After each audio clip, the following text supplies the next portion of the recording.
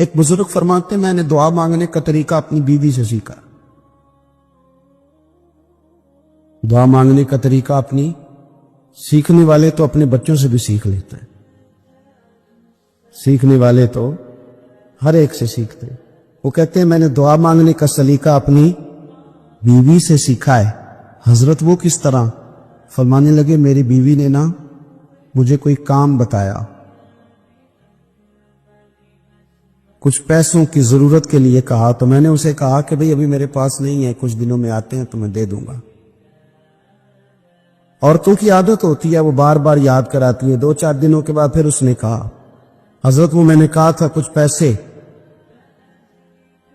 میں نے اسے کہا کہ ابھی میرے پاس نہیں ہے، کچھ دنوں میں ملتے ہیں تو میں تمہیں دے دوں گا.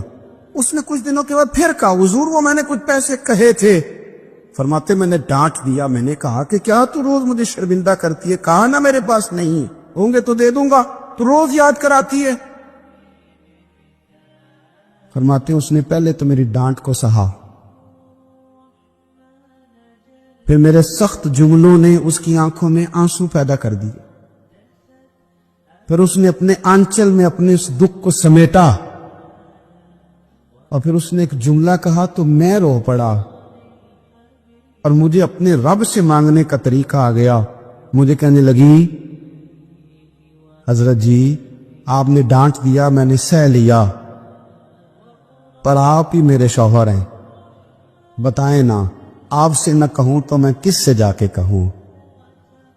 فرماتے میں رو پڑا اور میں کھل کے رویا اور میں تڑپ کے رویا اور پھر میری سسکیاں بن گئیں.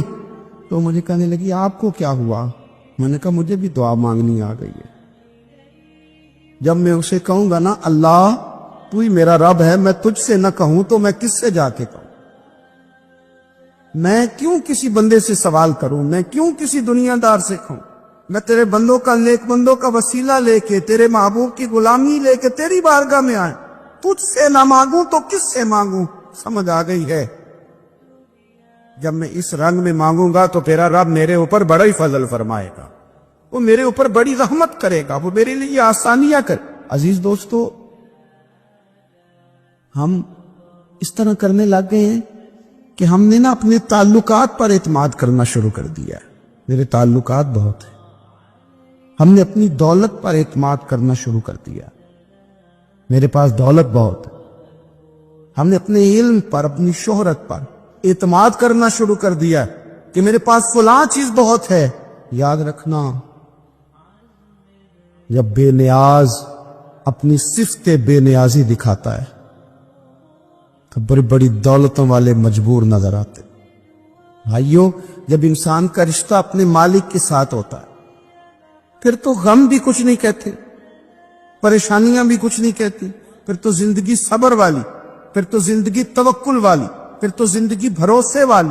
پھر انسان اپنے آپ کو رسوا نہیں کرتا، دنیا داروں سے امیدیں اس کی ختم ہو جاتی، امیدیں اللہ رسول سے لگا لیتا ہے، مضبوط ہو جاتا ہے، مضبوط طاقتور ہو جاتا ہے، خوددار ہو جاتا ہے، باوقار باعزت ہو جاتا ہے. حضرت بہلول دانا رحمت اللہ علیہ بیٹھے تھے تو ہارون رشید حج کر کے آ رہا تھا، تو رستے میں حضرت شیخ سے ملاقات ہو گئی تو السلام علیکم کے بعد کہنے لگا حضور کوئی حکم ہو تو بتائیے گا. تو حضرت بہلول دانا فرمانے لگے تیرا رب کون ہے؟ اس نے کہا اللہ. تو فرمایا میرا کون ہے؟ کہا اللہ. فرمانے لگے تو بڑا ہی بیوقوف ہے، کیا تو یہ سمجھتا ہے کہ رب ہارون رشید کو تو دیکھ اور بہلول دانا کو بھول جائے گا؟ تیرا بھی وہی رب ہے، میرا بھی وہی رب ہے. اس نے اگر تجھے دیکھ کے آزمایا ہے تو ہو سکتا ہے مجھے نہ دیکھ کے آزما رہا ہو. جب اس کی حکمت کے تقاضے ہوں گے تو عطا کرے گا اور دے گا. تو جا اپنا کام کر. بھائی اپنی روحانی زندگی، اپنی عبادات، اپنے وظائف، اپنے روزمرہ کے معاملات، اپنی دعائیں، اپنا استغفار، دیکھو کوئی مشکل کام تو نہیں. 2 رکوع ہیں سورہ واقعہ کے، اگر رات کو پڑھ لی جائے تو. میں کس طرح یہ بات بیان کروں کہ تعویذ بانٹنا آسان ہے اور وظیفہ بتانا مشکل ہے. سارا دن تعویذ بانٹیں تو لوگ لینے کو تیار ہیں. اور اگر آپ وظیفہ بتائیں تو کہتے ہیں تو مشکل کام ہے۔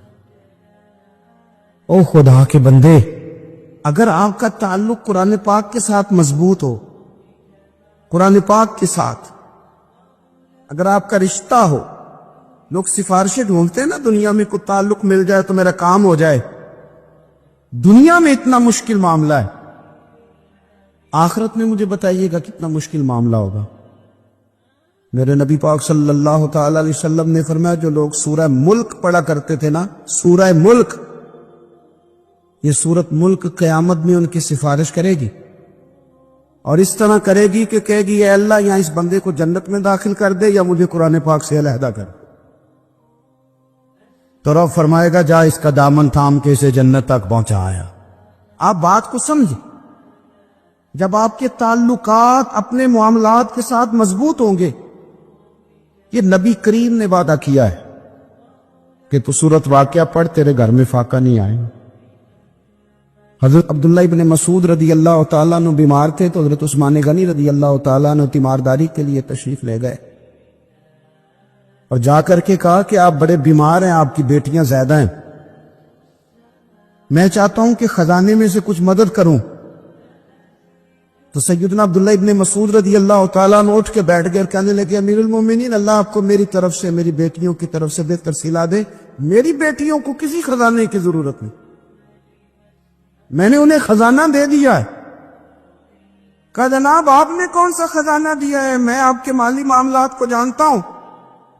تو فرمانے لگے امیر المومنین، میرے نبی کریم نے فرمایا ہے جو سورت واقعہ پڑھے اسے کبھی فاقہ نہیں آتا، میں نے بیٹیوں کو یاد کرا دی ہے، یہ خزانہ میں نے انہیں دے دیا ہے۔ وہ سارے والدین سنیں جو بیٹیوں کے لیے پریشان رہتے۔ حضرت عبداللہ ابن مسعود نصیحت کر رہے ہیں، فرمانے لگے میں نے سورت واقعہ یاد بھی کرا دی ہے، پڑھنے کی عادت بھی ڈال دی ہے۔ حضور نے فرمایا ہے جو سورت واقعہ پڑھے اسے فاقہ نہیں آتا۔ کہنے لگے چاند تو اپنی جگہ چھوڑ سکتا ہے، سورج گر سکتا ہے، تارے ٹوٹ سکتے ہیں، پر مدینے والے رسول کی بات غلط نہیں ہو سکتی۔ حضور نے فرمایا فاقہ نہیں آئے گا تو انشاءاللہ کبھی بھی نہیں آئے گا۔ کرنے کا کام یہ ہے کہ ہم اپنی معاملات، اپنی عبادات، اپنی دعائیں کبھی 10 منٹ عادت ہو جائے نا دعا مانگنے کی علیحدہ سے رات کو۔ حضور نے فرمایا جو فرض نماز کے بعد دعا مانگے اللہ اس کی قبول کر لیتا ہے۔ نبی پاک صلی اللہ تعالی علیہ وسلم نے فرمایا اللہ مسافر کی دعا قبول فرما۔ حضور نے فرمایا اللہ مظلوم کی دعا قبول فرماتا۔ حضور نے فرمایا بیمار سے دعا کراؤ اللہ اس کی دعا قبول فرماتا ہے۔ میرے نبی پاک نے فرمایا ماں باپ جب بھی اولاد کے لیے ہاتھ اٹھائیں، ویسے تو بلے شاہ تو آسمانی اڑدیاں ہی پھڑ دیں، جڑا گھر بیٹھا انہوں بڑھیا ہی نہیں۔ حضور فرمانے لگے ماں باپ جب بھی اولاد کے لیے دعا فرمائیں اللہ ان کی دعا کو قبول کرتا ہے۔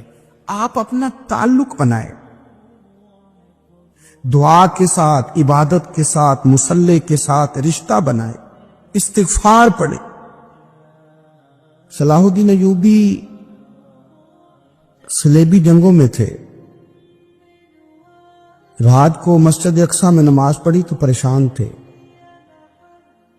ایک بزرگ سے ملاقات ہوئی تو وہ کہنے لگے کہ آپ بڑے پریشان ہیں۔ کہنے لگے حضور پریشان اس لیے ہوں کہ پہلے ہی مسلمان کمزور ہے، اب میں نے سنا ہے دشمن کا ایک بحری بیڑا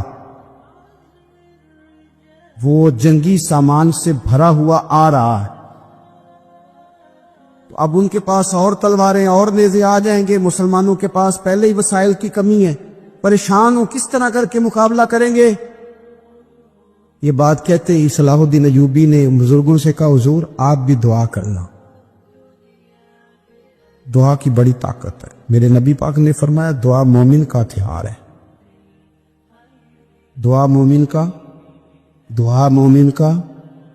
حضور نے فرمایا تقدیر کو سوائے دعا کے کوئی چیز نہیں بدل سکتی۔ دعا مومن کا ہتھیار ہے، یہ کافر کے پاس کوئی نہیں، یہ ہتھیار ہے مومن کا۔ اللہ کرے آپ کو سمجھ آئے، پھر سنیں، کئی بار کہہ چکا ہوں یہ ہتھیار ہے۔ کافر کے مقابلے میں جو تیرے پاس سب سے بڑا ہتھیار ہے وہ دعا ہے۔ دعائیں کرانی چھوڑ دی، کرنی چھوڑ دی، لینی چھوڑ دی۔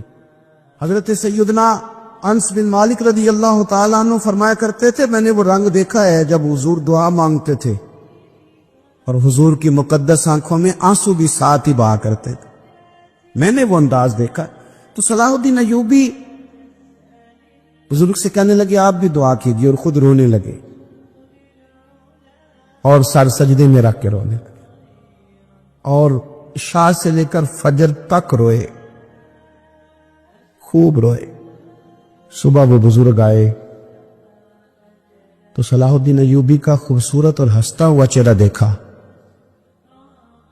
کہنے لگے آپ بڑے خوش ہیں، رات تو میں نے بڑے روتے ہوئے دیکھا تھا۔ تو کہنے لگے حضور وہ جو بحری بیڑا آ رہا تھا نا وہ پانی میں ڈوب گیا ہے،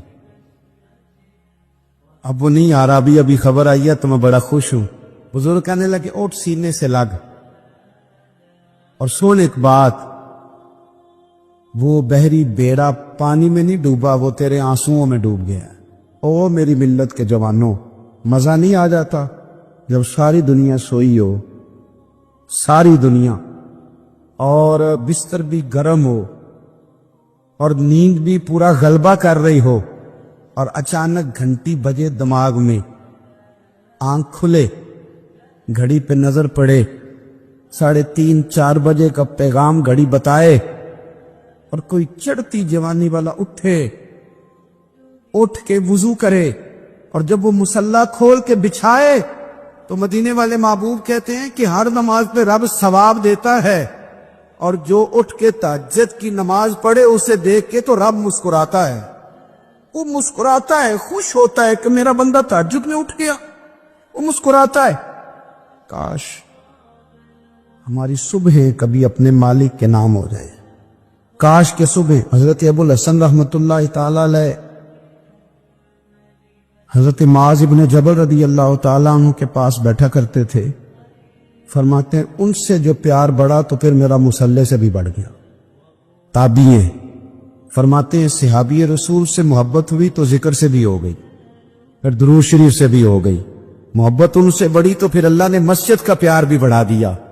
آپ فرماتے ہیں کہ میری ہر وقت طبیعت چاہتی تھی کہ بس اللہ اللہ کروں، بس اللہ اللہ کروں، بس نہ میں ذرا تھوڑی جان چھڑاؤں لوگوں سے، کوئی 10 منٹ ملے تو میں کوئی 4 نفل پڑھ لوں، میں تھوڑا سا نہ بچوں لوگوں سے، اور مجھے تسبیح ملے تو میں نہ کچھ 400-500 دفعہ استغفار پڑھوں، سبحان اللہ، الحمدللہ، اللہ اکبر، لا حول ولا قوت الا باللہ، میں نہ تسبیحات پڑھوں۔ فرماتے ہیں کہ بچے تھے گھر میں 6-7، غربت تھی، کام ملتا کوئی نہیں تھا، اور میں کام چور نہیں تھا، کام ڈھونڈتا تھا، پر اللہ کی قدرت کے کام نہیں ملتا تھا۔ فرماتے ہیں کہ میں نے ایک دن اپنی اہلیہ سے کہا کہ آج میں پھر جاتا ہوں کام ڈھونڈنے، تو میری بیوی بڑی فرما بردار تھی، پر اس دن نہ غربت کے ہاتھوں تنگ آ کے کہنے لگی آج نانا کوئی تو چیز لے کے آیا، تو مجھ سے بچوں کی بھوک نہیں دیکھی جاتی ہے، سب روگاں دا روگ محمد جس دا نام غریبی،